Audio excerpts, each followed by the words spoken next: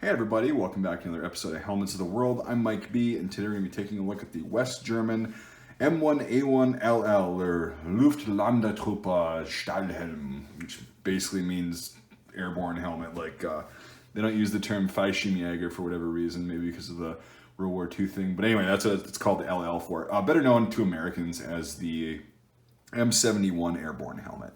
So up until this point, it seems like the West German Bundeswehr was wearing either US M1Cs or just M62s for airborne operations that may have been modified a little bit with a different chin strap.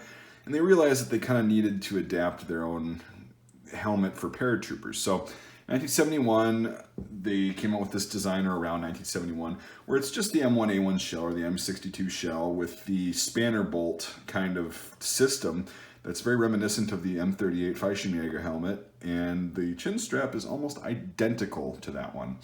I'll show you the liner in a little bit. You can see how the chin strap is basically, I think you could just buy a repro one and throw it on one of these if you have one with a broken chin strap or whatever, because it's that close.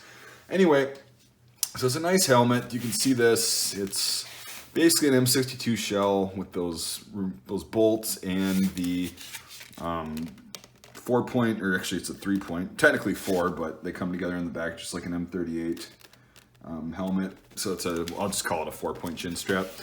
And you put it through here just like the M38, and then it snaps onto there. So very, very interesting how they chose that design. I guess if it ain't broke, don't fix it.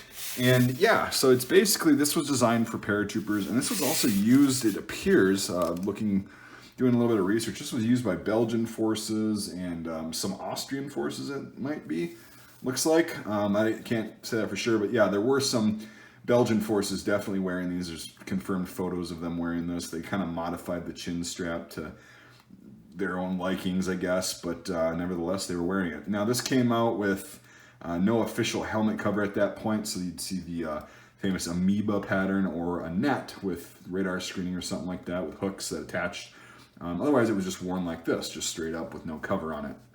Now, I'll show you the liner, and then I'll actually break the helmet apart and show you what that looks like in a little bit. So yeah, basically, let's take this guy off.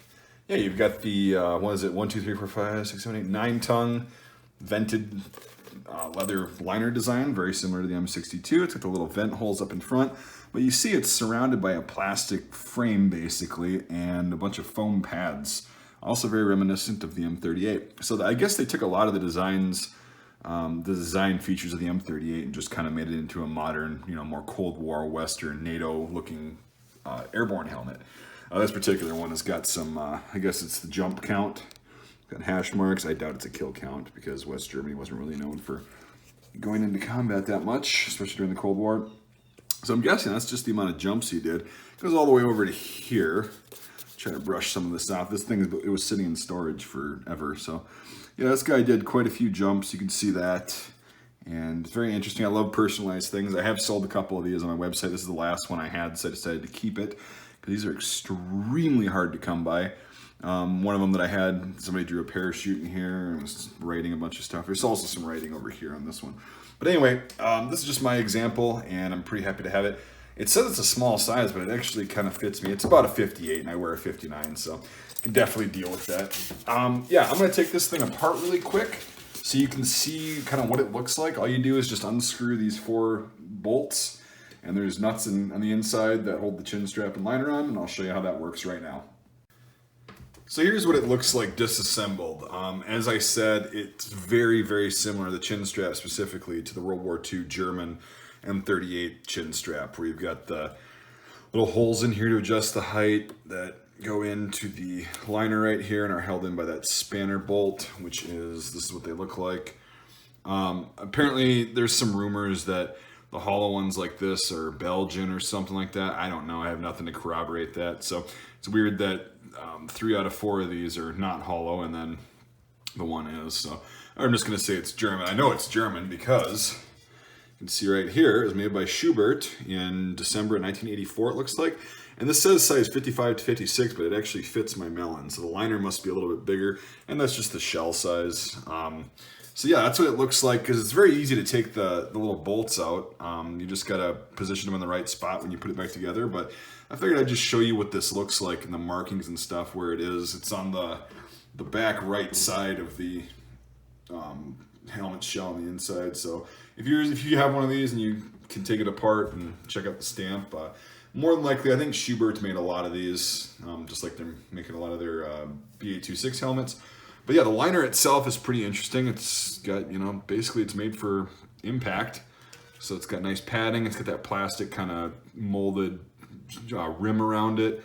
And then you've got the tongue style with the chin strap. So we'll get back to the helmet assembled. I just figured I'd show you what it looks like disassembled. And it's one of the easiest West German helmets to disassemble. It's pretty interesting. Okay, so now that we're back, I'm just going to kind of talk a little bit about how long these were used. These were used up until they were replaced by the Schubert B826. Completely in basically the late 90s, they stopped using these. They didn't make a lot of these. Most airborne helmets in the world, if you're somebody that collects paratrooper helmets, you understand how rare they are, because for every 100,000 infantry helmets, there's maybe 1,000 or 5,000 airborne helmets made, and of that, a lot of those get lost, broken, demilled, melted down, turned into infantry helmets, etc., etc. And they're really hard to come by. So that's why if you ever see something like this, I would advise grabbing it, because they're just really hard to come by, and they're really cool pieces of history. So the Bundeswehr had a lot of airborne operations because they were working really closely with the United States, who obviously loves airborne operations, and the Germans were the ones that kind of pioneered that in the Second World War, so the tradition keeps on. Anyway, yeah, there's really not much more to say about this helmet. It's, like I said, it's an M62 with an extra chromosome, basically. Or I didn't say that, but now I just said it. So it's pretty much an updated M62 shell, and it's basically like an M38 and an M62 had a baby, and here's what you get out of it, which is a pretty cool design. Yeah, again, there's not a lot of these floating around. I think I had maybe 2 or 3 of these that I got out of a batch of. I ended up buying like a huge pallet of just miscellaneous junk helmets, and there was a couple of these in there. And the ones that I sold had broken chin straps. But again, if you're watching this and you bought one of those two, you could probably get a World War II Repro paratrooper chin strap and throw it on there and it'll work. It's the same color and everything. It's that kind of green.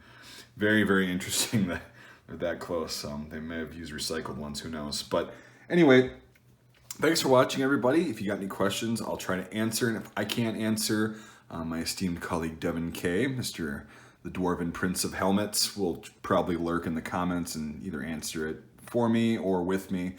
Or if we can't find it out, we're not going to BS you and just give you a bunch of false information. So there's that. We'll try our best to help you out if you got any questions.